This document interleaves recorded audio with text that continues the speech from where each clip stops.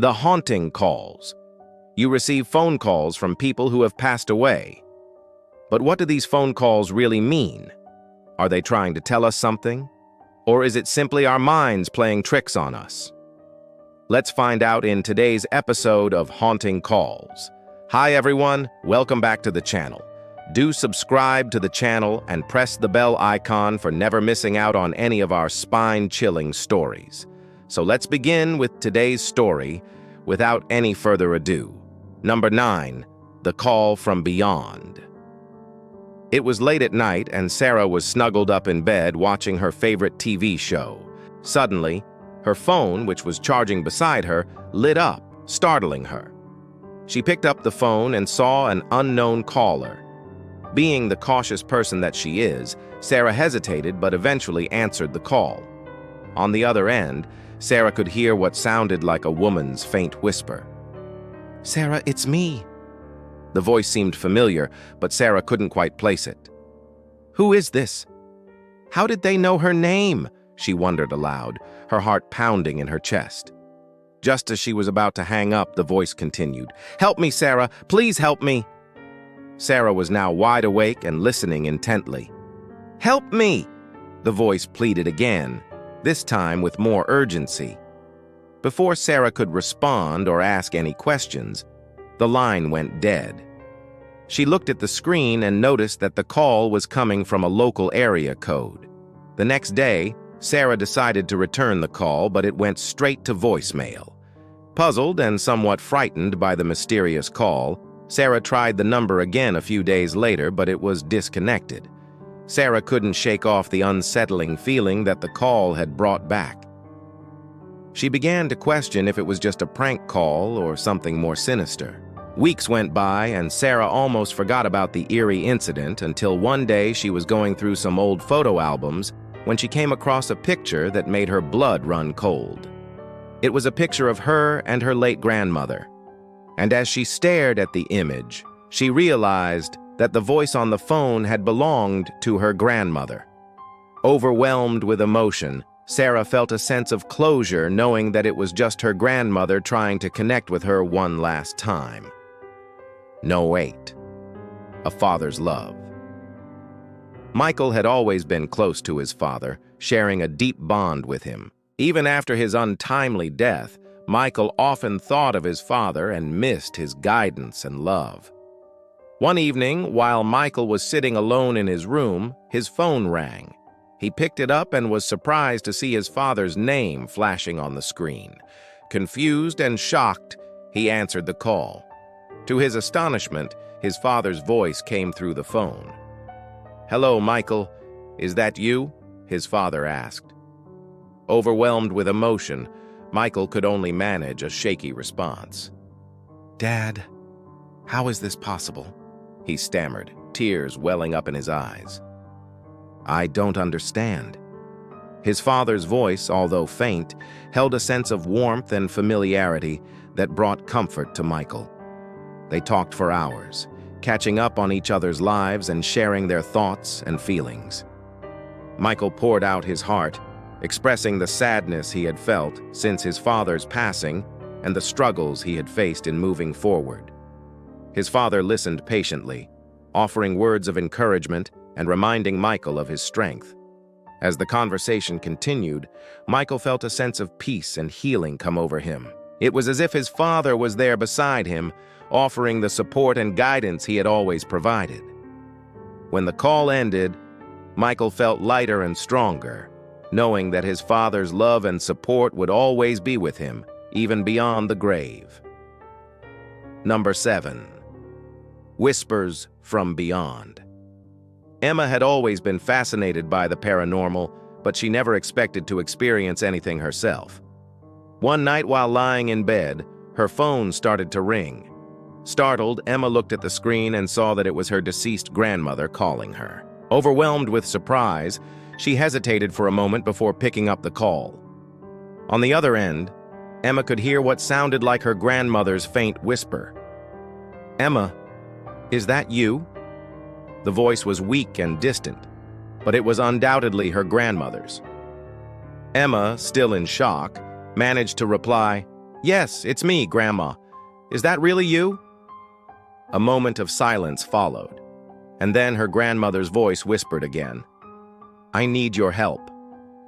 Hearing her grandmother's plea, Emma immediately sat up in bed, her heart pounding in her chest.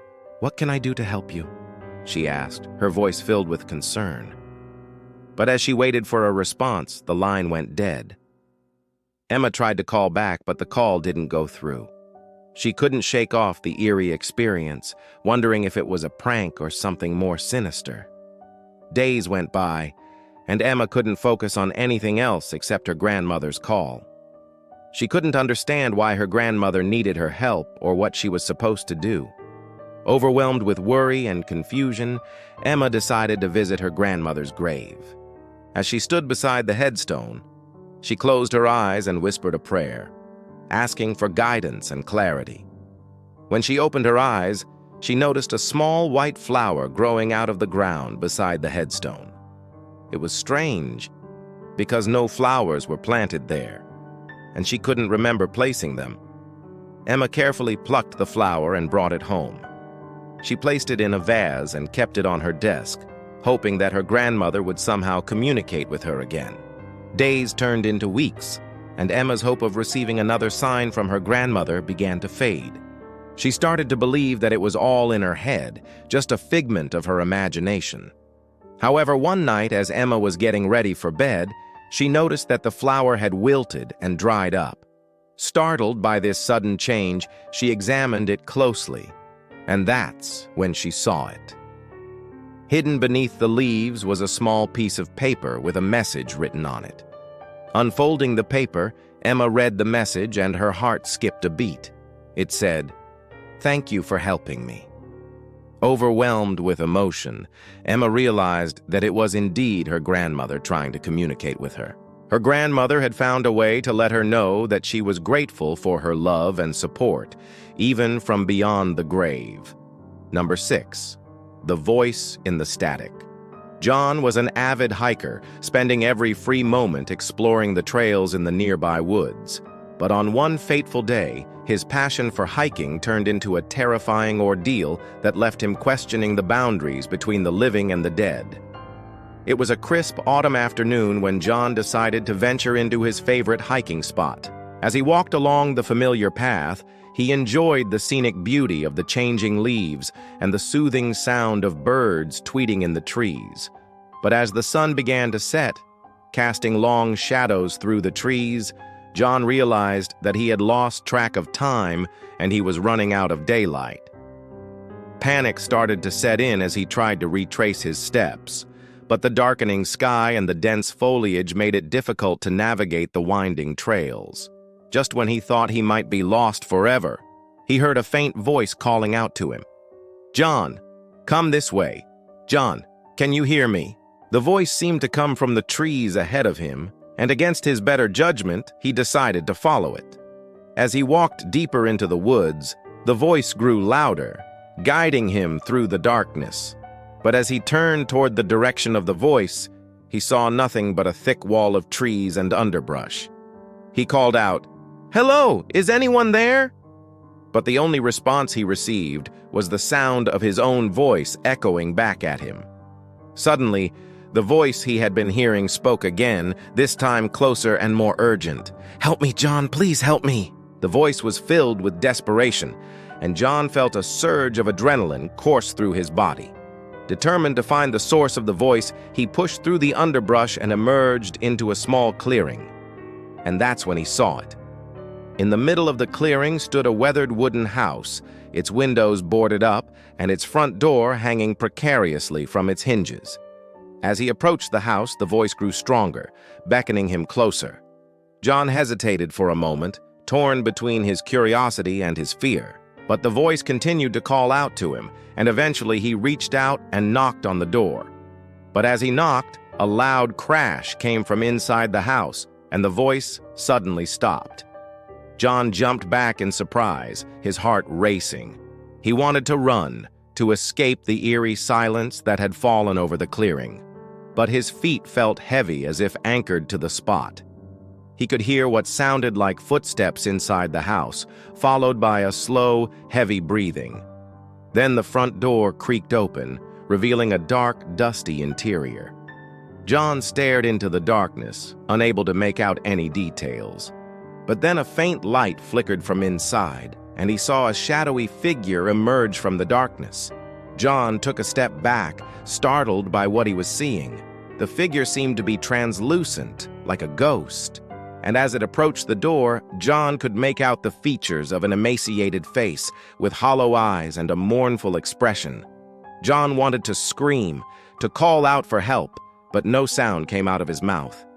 He watched in horror as the ghostly figure stepped out of the house and floated towards him. As it drew closer, John could feel the temperature around him drop, and he could swear he heard the voice again, whispering his name. Then, just as suddenly as it appeared, the figure vanished. John collapsed to his knees, trembling with fear and disbelief. He had seen a ghost, or so he thought. As he struggled to catch his breath, he noticed that the sky had darkened and rain began to fall.